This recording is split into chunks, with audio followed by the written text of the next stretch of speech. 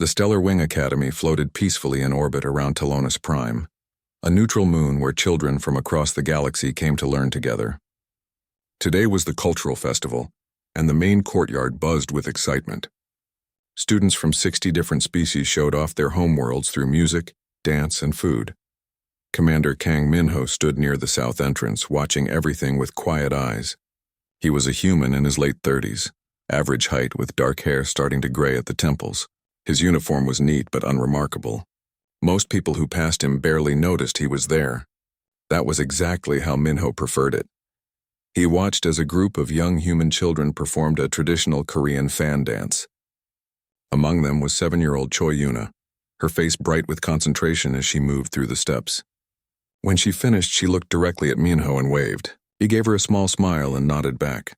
"She really likes you," said a voice beside him. Dr. Park Gina had walked up without him noticing, which was rare. She was one of the few people who could do that. Gina taught xenobiology at the academy and had become something close to a friend over the past year.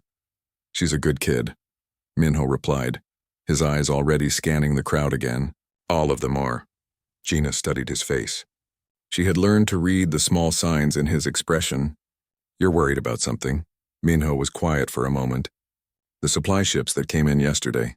Wrong manifest codes, and I've been picking up strange readings near the shield generators for 3 days now." "Did you report it?" "Chief Rax told me I was being paranoid. Said humans always expect trouble." Minho's jaw tightened slightly. Maybe he's right. The academy has been safe for 200 years. Gina knew better than to dismiss his concerns. Over the past year, she had seen hints of who Minho really was beneath his quiet surface. His personnel file had large sections marked as classified. Other human staff members treated him with a respect that went beyond his rank.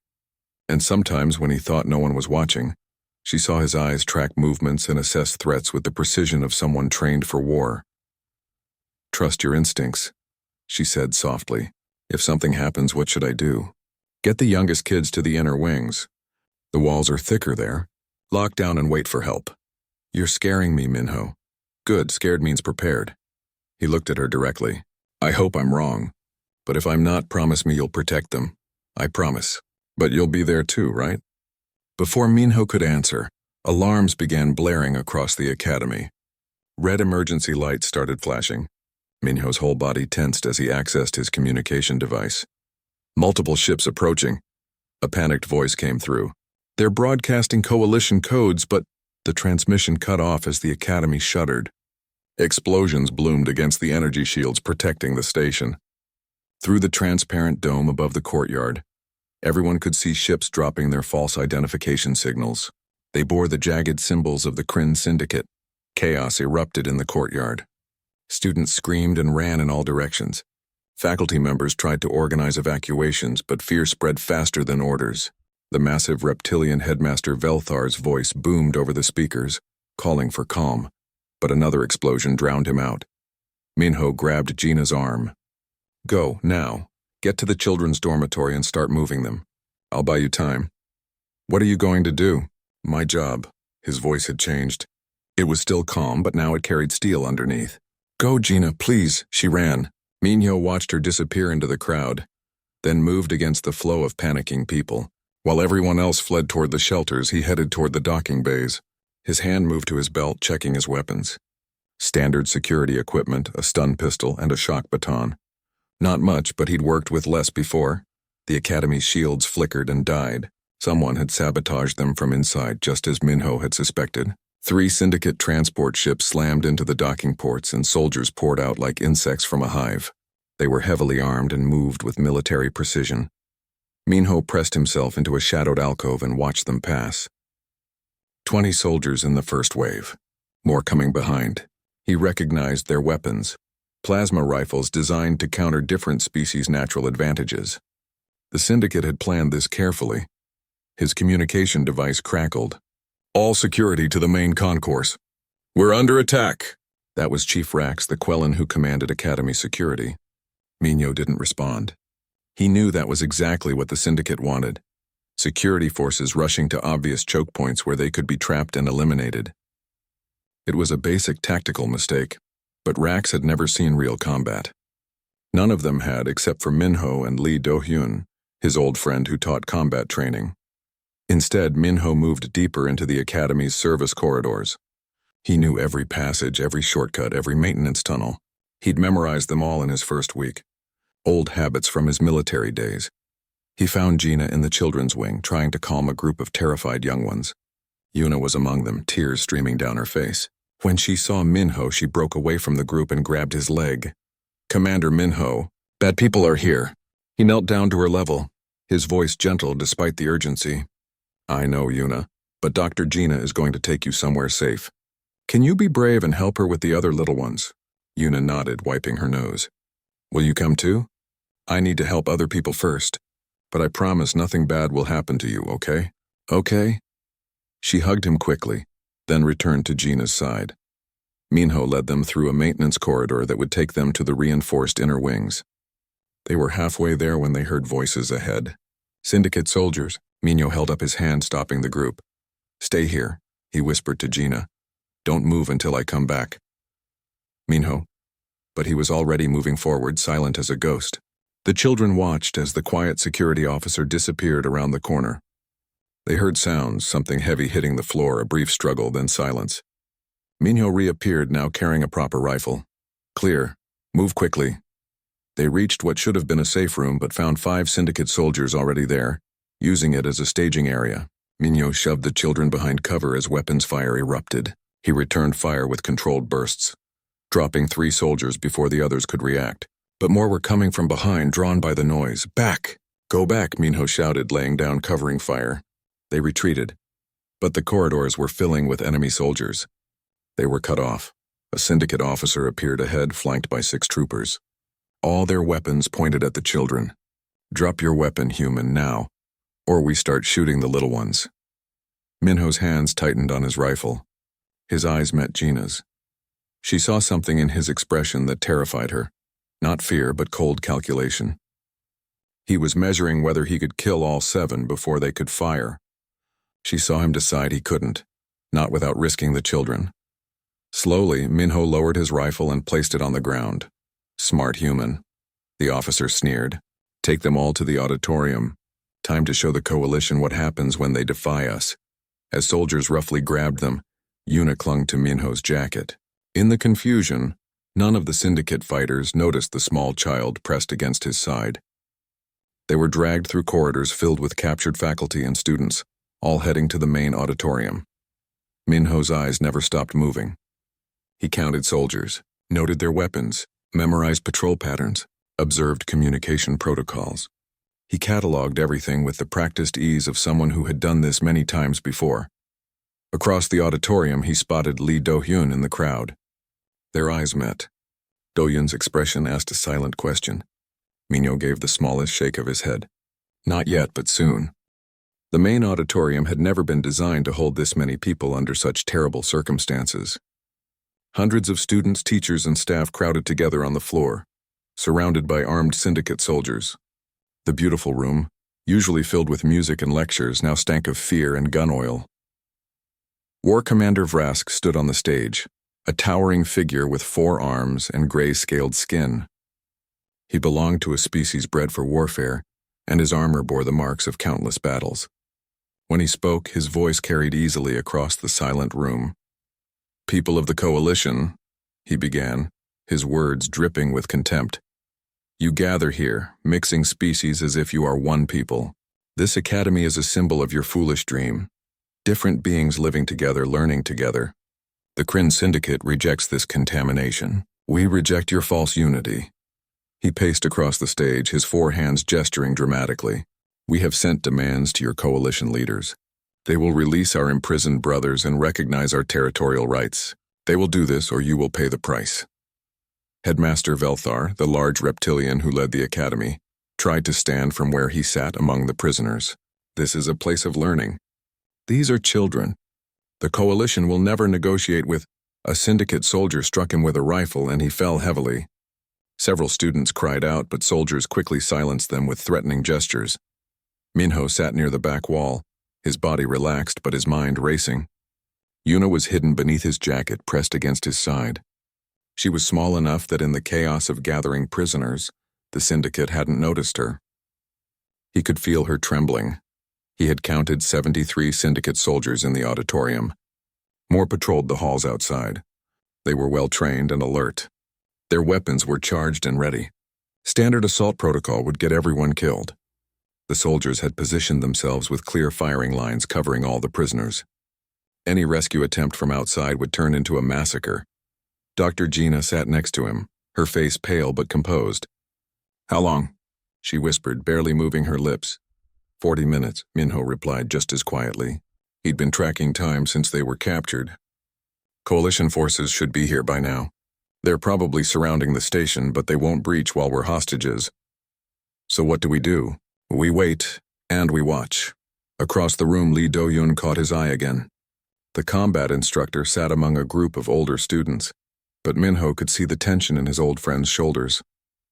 Do-Hyun was ready to fight. He was just waiting for a signal, but Minho didn't give one. Not yet. The timing had to be perfect or they'd all die. Time crawled forward. The prisoners sat in uncomfortable silence, broken only by occasional quiet sobs or whispered prayers. The syndicate soldiers remained alert, their weapons never wavering. Vrask continued making speeches, broadcasting demands to the coalition forces outside. 45 minutes passed. Then 50. The coalition response came through the communication system, asking for more time to consider the demands. Vrask's face darkened with anger. "They stall," he snarled to his second-in-command. "They think we are not serious. We must show them the cost of defiance." He looked out over the prisoners, his eyes calculating. "Bring me a human. We will start with them. Humans are always interfering in galactic affairs. Let them learn the price." Soldiers moved into the crowd. Several prisoners tried to hide or move away, but the soldiers grabbed someone and dragged them forward. Minho's blood ran cold when he saw who they had chosen, Ambassador Shin Sumin, Yuna's mother. The elegant diplomat struggled as they forced her to the stage, but she kept her dignity. Her eyes searched the crowd desperately, looking for her daughter. Minho pulled his jacket tighter around Yuna, keeping her hidden and quiet. Vrask smiled cruelly. "An ambassador. Even better, kneel." Suman refused. A soldier kicked the back of her legs, forcing her down. Vrask drew a plasma pistol from his belt and aimed it at her head.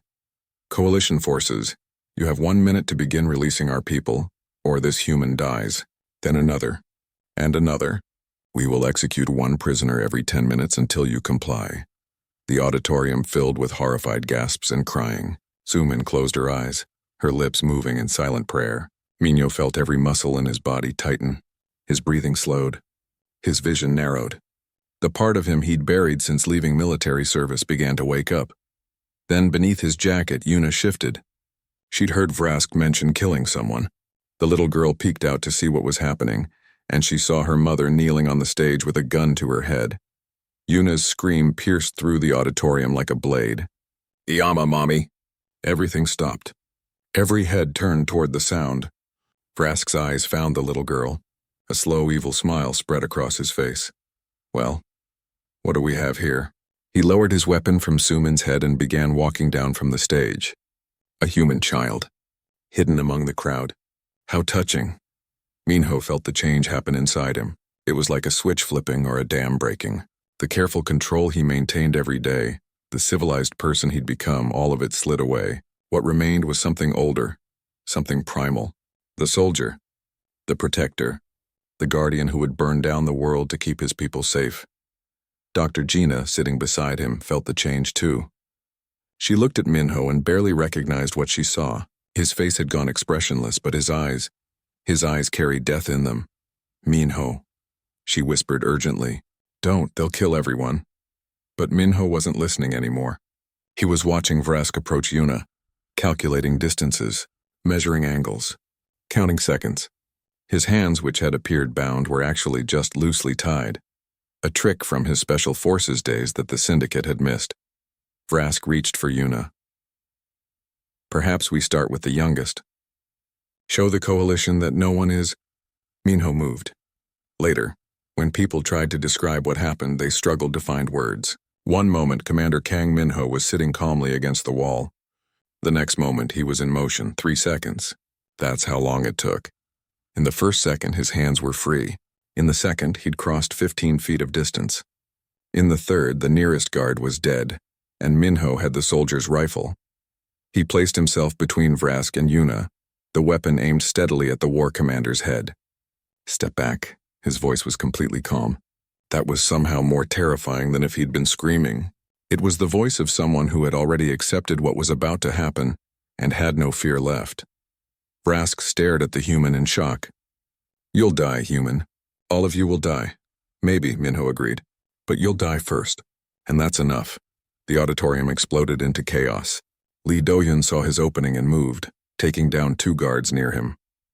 Other human faculty members, seeing Minho's action, began fighting back with desperate courage. They fought with chairs, with their fists, with whatever they could grab. The Syndicate had prepared for many things, but not for this. They'd read reports about humans in combat. They'd studied human tactics. But reading about something and experiencing it were very different things. Humans, when their children were threatened, became something else entirely.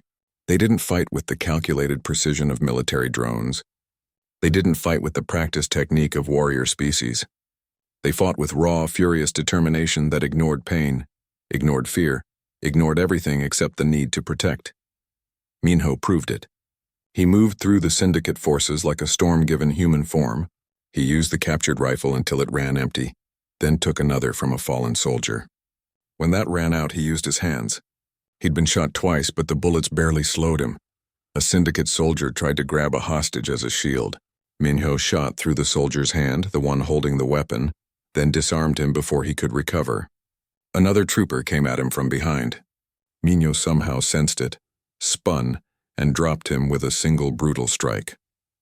Dr. Gina, remembering her emergency training, began helping the wounded and guiding hostages toward the exits Minho was clearing. Other staff members formed protective circles around the children, fighting off anyone who came close. The Syndicate forces, so confident and organized before, began to fall apart. They'd come prepared to fight soldiers, not desperate parents protecting children. And that's what all the humans had become in that moment. Not teachers or diplomats or administrators, but parents fighting for their young. War Commander Vrask, seeing his carefully planned operation collapsing, made a decision. He grabbed a handful of soldiers and began retreating toward the docking bay, where his personal shuttle waited.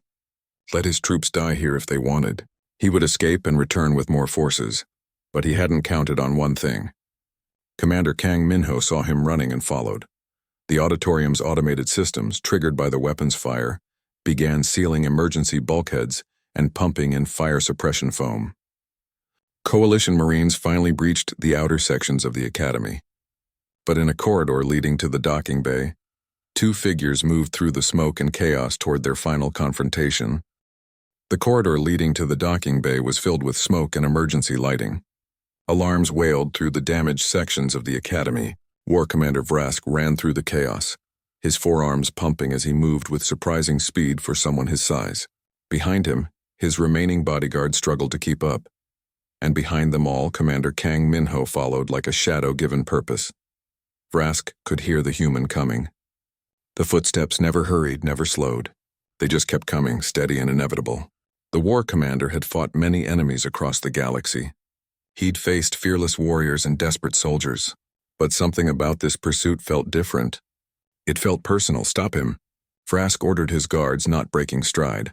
3 Syndicate soldiers turned to face Minho.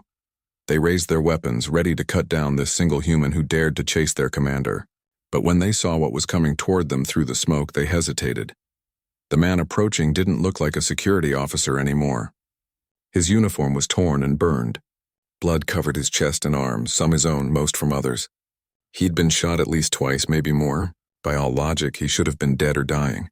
But his eyes held something that made hardened soldiers take a step back without meaning to. Minho didn't slow down. The first guard fired, but Minho had already moved.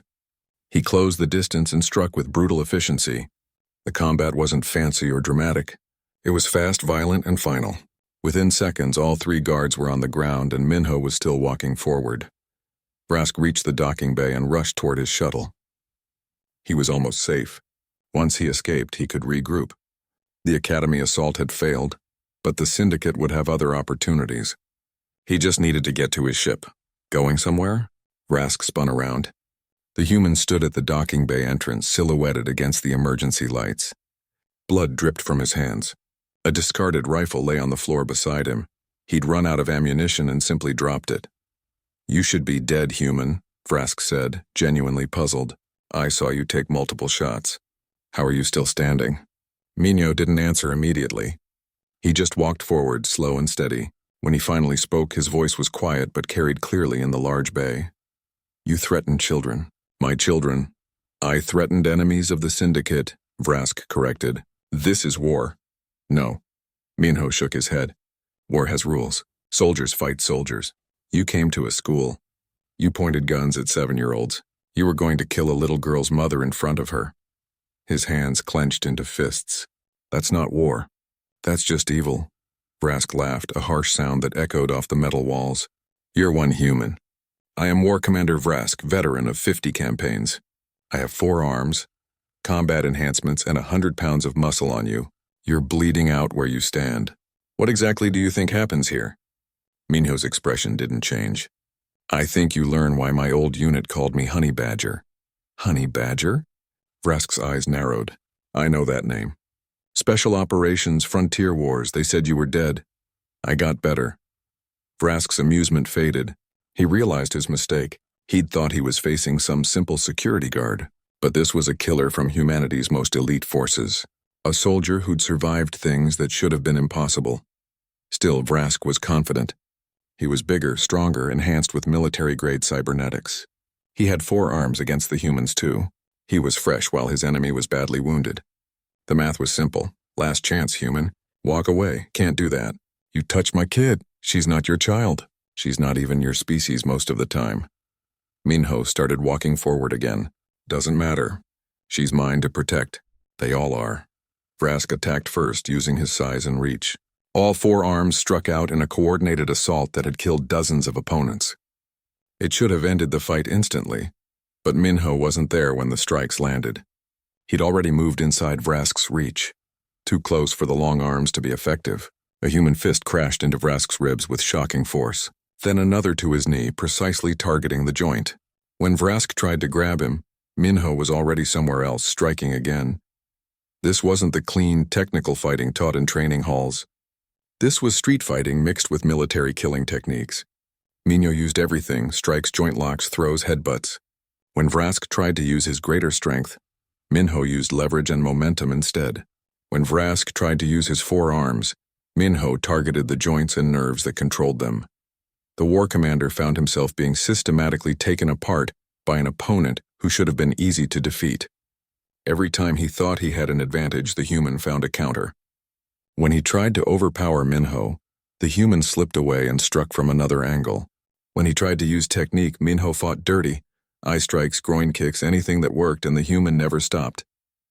Vrask landed several solid hits that would have dropped any normal fighter. Minho absorbed them and kept coming. The war commander began to understand what he was facing. This wasn't just training or skill. This was something deeper in the human psyche. When humans truly believed someone they loved was in danger, they could push past normal limits. Pain didn't stop them. Exhaustion didn't stop them. Even injuries that should have been crippling just slowed them down. Vrask tried to back toward his shuttle, but Minho cut off the escape route. The fight crashed through the docking bay, destroying equipment and leaving marks on the walls.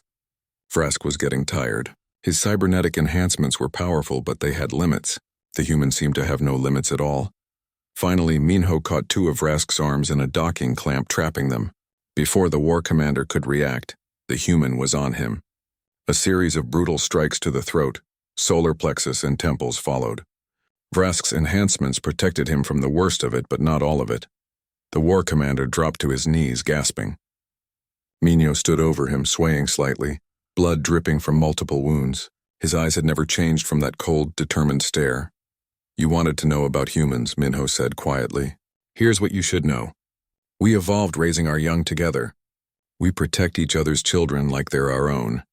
It's not just biology. It's culture. It's who we are." He leaned down slightly. "You came to a school full of children, and there were humans there. What did you think was going to happen?" Before Vrask could answer, the docking bay doors burst open. Coalition Marines poured in, weapons ready. They stopped in shock at what they saw. War Commander Vrask, one of the Syndicate's most feared leaders, was on his knees in front of a badly wounded human security officer. "Secure the prisoner," the Marine commander ordered. Soldiers rushed forward to restrain Vrask. "The hostages?" Minho asked, his voice suddenly hoarse. "Safe. The auditorium is secure. Casualties are being treated." The commander looked at Minho with something like awe. "Sir, you should sit down." "You're badly hurt." "The children. I need to see the children are safe." "Sir, you need medical attention now. You've been shot multiple times and—" Minho tried to take a step toward the door. His legs finally gave out and he collapsed. The Marine commander caught him before he hit the ground. "Get a medical team here now," the commander shouted into his communicator. "We need emergency transport." "The children," Minho mumbled, his eyes starting to close. "Please, tell me they're safe. They're safe." "You saved them. All of them." Minho nodded slightly and then consciousness left him. The last thing he saw was Vrask being dragged away in restraints, staring at the human with a mixture of fear and respect that he'd never shown any opponent before. The Marines worked quickly, stabilizing Minho enough to transport him to the medical bay. As they carried him through the academy's corridors, they passed the auditorium. Dr. Gina stood there coordinating the treatment of injured students. When she saw them carrying Minho, she dropped what she was doing and ran to his side. "Is he alive?" "Barely. He needs surgery immediately." Gina grabbed Minho's hand as they rushed toward medical. It was cold and covered in blood, but she held it tight anyway. Little Yuna appeared beside her, having slipped away from her mother. "Commander Minho?" the little girl asked, tears streaming down her face. "He'll be okay," Gina told her, hoping desperately that it was true. "He's strong. He saved us," Yuna said simply. "He saved everyone." As they rushed Minho into emergency surgery, word of what had happened began spreading throughout the academy and beyond. The security officer who had taken on an army to protect children, the human who had pursued and defeated a war commander in single combat, despite being shot multiple times, the guardian who wouldn't stop until every child was safe. In operating rooms, human doctors worked frantically to save his life. In the auditorium, rescued hostages were still being treated and comforted. In the command center, coalition officials were trying to piece together how the attack had happened. But in the waiting area outside surgery, Dr. Gina sat with little Yuna and Ambassador Suman, holding each other and praying for the man who had saved them all. The honey badger had fought. Now they could only wait to see if he would survive. The surgery lasted 6 hours. Dr. Gina never left the waiting area. Ambassador Suman sat with her, and little Yuna eventually fell asleep in her mother's lap. Other academy staff came and went, checking for updates. Lee Doyen arrived with bandages on his arms from his own fight in the auditorium. He sat down heavily next to Gina. "How is he?" To-hyun asked quietly, still in surgery. "They said the next few hours are critical." Gina's voice was tight with worry. "The doctors seem shocked he's alive at all. 2 gunshot wounds, multiple broken ribs, internal bleeding. 1 bullet was inches from his heart." Do-hyun nodded slowly. "That's Minho. I've seen him do impossible things before. Back in our unit, we called him the honey badger because once he committed to protecting something, nothing could stop him. Not pain, not injuries, not enemy fire, nothing." He paused. "I've seen him carry 3 wounded soldiers out of a burning building while he had a broken leg. Saw him hold off an entire enemy platoon alone so civilians could evacuate. The man doesn't know how to quit. What made him like that?" Gina asked. Do-hyun was quiet for a moment. "Loss, he had a younger sister. She died in an attack when he was 18. He was supposed to be watching her, but he'd left to run an errand. He blames himself even though it wasn't his fault. After that, he joined the military. Every mission, every fight, every person he protected, it was him trying to make up for the one person he couldn't save." Gina felt tears in her eyes. "He sees every child as his sister. Yes, that's both his greatest strength and his deepest wound." Hours passed. The station's emergency crews worked to repair the damage from the attack. Coalition officials arrived to investigate.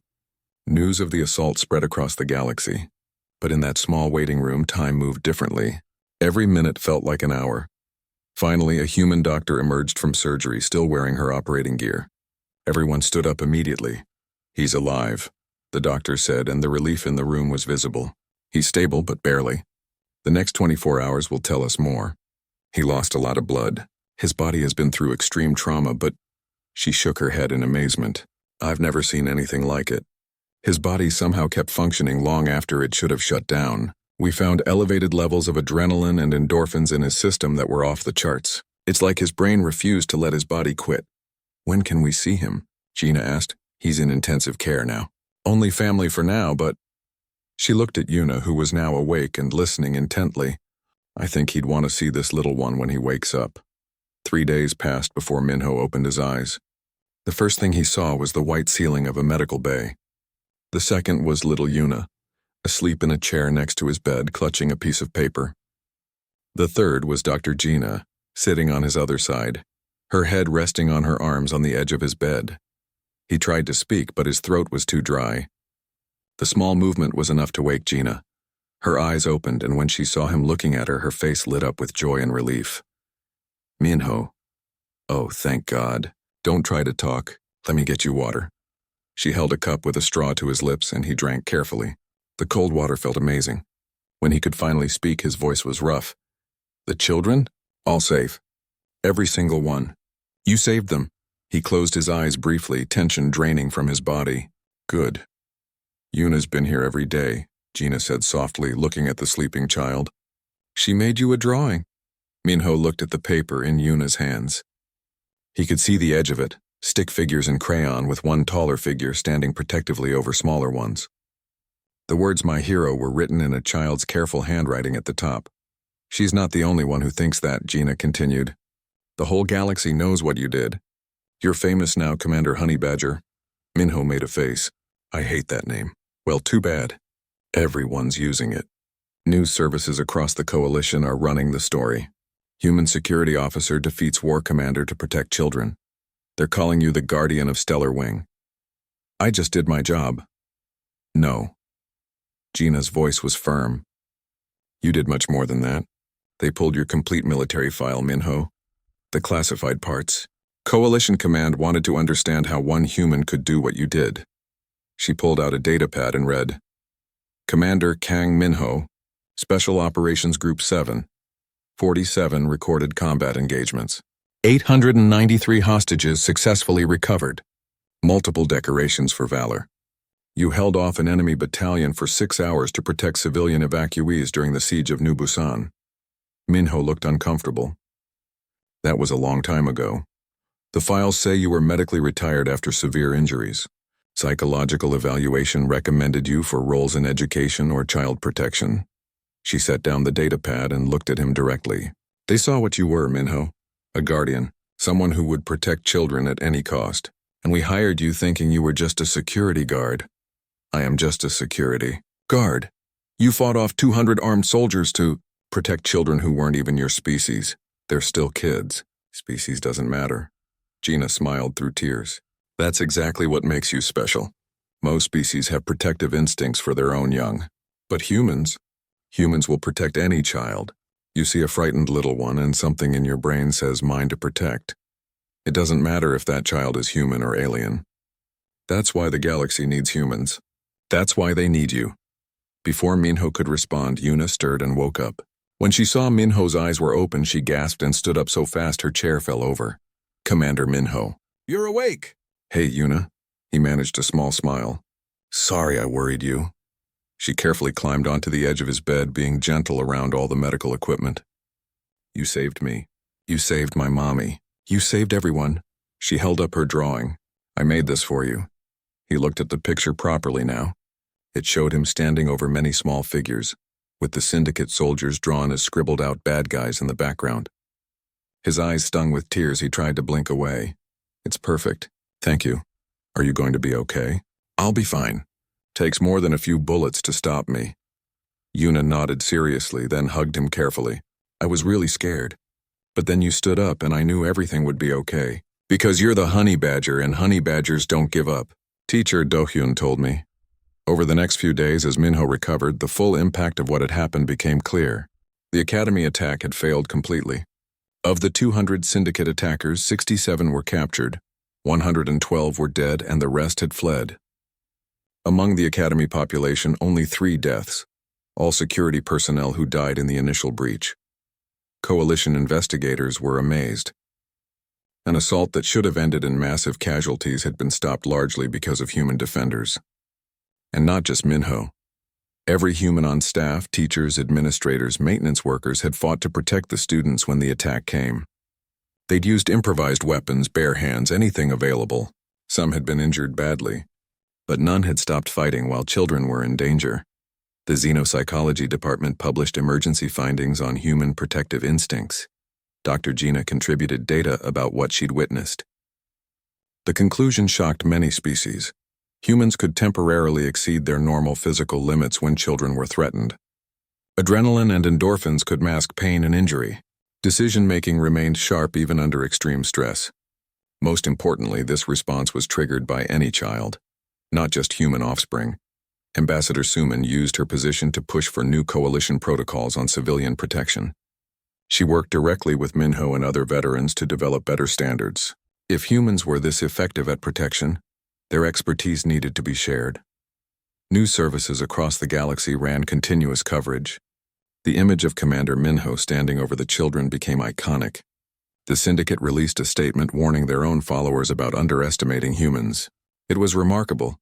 Humanity's reputation as fierce warriors had been built not through conquest, but through protection. 1 week after the attack, Headmaster Velthar visited Minho in the medical bay. The old reptilian scales were still bruised from where he'd been struck during the assault. "Commander, I owe you an apology. When you warned us about security concerns, I should have listened. You couldn't have known." "Perhaps. But I made another mistake. I thought I hired a simple security officer. I now understand I hired a guardian." The Academy is receiving requests from 37 other educational facilities. They all want human security staff. Specifically, they want humans like you. Minho shifted uncomfortably in his bed. "I'm not special. Yes, you are. But more importantly, your people are special. We've learned something these past days. Humans make excellent guardians because you genuinely care about children from all species. You don't just tolerate different beings, you protect them as your own." He paused, then continued. "I want to offer you a position, not just as security director, though that's part of it. I want you to train others. Teach them what you know about protection. Help create a new standard for keeping children safe across the galaxy." Minho looked at Gina, who was smiling encouragingly, then at Yuna, who was nodding enthusiastically. 6 months had passed since the attack. The Stellar Wing Academy looked different now. The damaged sections had been rebuilt stronger than before. New security systems had been installed throughout. But the biggest change wasn't visible in the walls or technology. It was in the people. Commander Kang Minho stood near the same south entrance where he'd watched the cultural festival on that terrible day. His body had healed, though he still had scars. The doctors said he was lucky to be alive, let alone walking around. He said the children gave him a reason to survive. He wasn't alone today. 12 security officers from different educational facilities across the galaxy stood around him, listening intently. They were his first training class, humans and non-humans alike, all learning what he called guardian protocols. "Protection isn't about being the biggest or strongest," Minho told them. "It's about awareness, preparation, and will. You need to see threats before they develop. You need to plan for things you hope never happen. And when danger comes, you need the will to stand between it and those you protect, no matter the cost." One student, a young Arconian female, raised her hand. "But Commander, the reports say you defeated War Commander Vrask through superior combat skill. How do we learn that?" "Combat skill matters," Minho acknowledged. "But it wasn't why I won. I won because I had a clearer purpose." He was fighting for pride and ideology. I was fighting to protect children.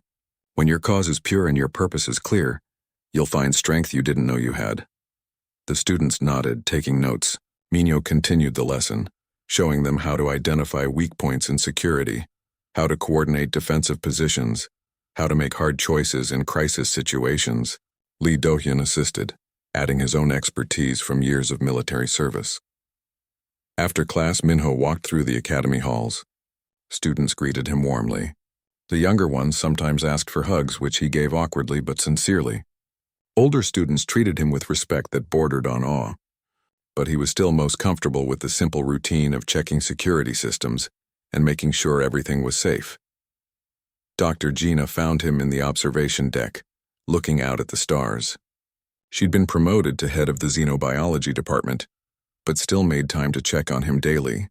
Their friendship had deepened into something neither of them had quite defined yet, but both valued deeply. "How was class?" she asked. "Good. They're learning fast. The council approved funding for 20 more Guardian training facilities. They want you to help design the curriculum for all of them." Minho shook his head. "I'm not a teacher. I'm just a security officer. You're the person who proved humans make the best Guardians in the galaxy. Whether you like it or not, you're a symbol now." He was quiet for a moment. "I never wanted to be a symbol. I just wanted to keep kids safe. I know. That's exactly why you're perfect for this." She stood next to him, looking out at the stars. "Do you know what Ambassador Suman told the Coalition Council? She said you represent something they'd never seen before. A warrior who fights only to protect, never to conquer. A soldier who sees all children as worth defending, regardless of species. That's not just human nature, that's the best of human nature. Other species protect children too. Their own children, yes. But humans extend that instinct beyond biology. You see a scared child and your brain doesn't ask if it's human first. It just sees a child in need. That's special, Minho. That's what makes humans such valuable members of the Coalition." Before he could respond, the sound of running footsteps echoed down the corridor. Little Yuna appeared, slightly out of breath. She was 8 now, having celebrated her birthday last month. Minho and Gina had both attended her party. Commander Minho. "Dr. Gina, come quick. It's the memorial ceremony." They'd forgotten. Today marked 6 months since the attack, and the Academy was holding a remembrance ceremony for the 3 security officers who had died defending the station. Minho had been trying to avoid it. He didn't like ceremonies, but Yuna grabbed his hand and pulled insistently. The main auditorium had been transformed. Where once there had been terror and violence, now there were flowers and gentle music. Students and staff gathered peacefully, sharing stories about the fallen defenders. Headmaster Velthar spoke about courage and sacrifice. Ambassador Suman talked about the importance of guardians in a peaceful society. Then Velthar did something unexpected. He called Minho to the stage. "I know Commander Minho doesn't enjoy public recognition," the headmaster said. "But today we honor not just those who fell, but those who stood. Commander, please join me." Reluctantly, Minho walked to the stage. The entire auditorium stood and applauded. It went on for nearly 2 minutes. Minho stood there awkwardly, unsure what to do with his hands, his face slightly red with embarrassment. When the applause finally died down, Velthar unveiled a new memorial plaque on the auditorium wall.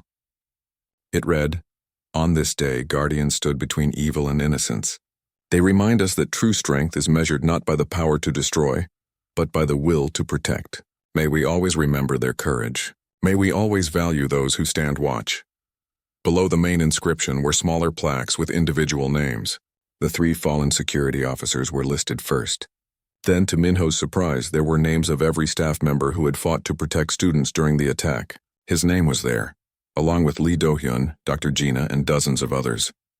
"This academy stands today because of all of you," Velthar said, "but especially because of Commander Minho, who showed us what it means to be a guardian. Sir, on behalf of every student and family, thank you." Minho finally found his voice. "I only did what anyone should do. The real heroes are the ones who didn't survive. They should be remembered." "They are," Velthar assured him. "But so are you. You're the reason hundreds of children went home to their families. Never diminish that." After the ceremony, families approached Minho to thank him personally. Parents from a dozen different species, all expressing gratitude that their children were alive because of him. He accepted their thanks gracefully but uncomfortably, still not used to the attention. As the crowd dispersed, Ambassador Suman approached with Yuna. "Commander, I wanted you to know that the Coalition Council has established something in your honor. The Kang Minho Scholarship for students pursuing careers in protection and security services. It will help train the next generation of Guardians." "I don't deserve that, yes you do. And more importantly, young people across the galaxy need role models like you. They need to see that being strong doesn't mean being cruel, that protecting others is the highest calling." Yuna tugged on his sleeve. "Commander Minho, when I grow up, I want to be a guardian like you. I want to protect people." He knelt down to her level, his expression serious. "Yuna, being a guardian is hard. It means putting others before yourself. It means standing watch when you'd rather rest. It means facing danger so others don't have to. I know, she said solemnly. That's why I want to do it. Because you showed me it's important. He smiled, ruffling her hair. Then when you're older, you come find me. I'll teach you everything I know. Promise? Promise. That evening, Minho and Gina walked through the Academy's gardens, which had been restored after the attack. The plants from different worlds created a beautiful mixture of colors and scents. They sat on a bench overlooking the main courtyard, where students played without fear. Do you ever regret it? Gina asked quietly. The military service, the injuries, the things you've seen? Minho thought about it, sometimes. It left scars, physical and mental. But then I see kids like Yuna, safe and happy, and I think maybe it was worth it. Maybe all of it led me here to this place where I'm supposed to be. A guardian. Yeah. A guardian. He looked at her. What about you? Any regrets? Only one.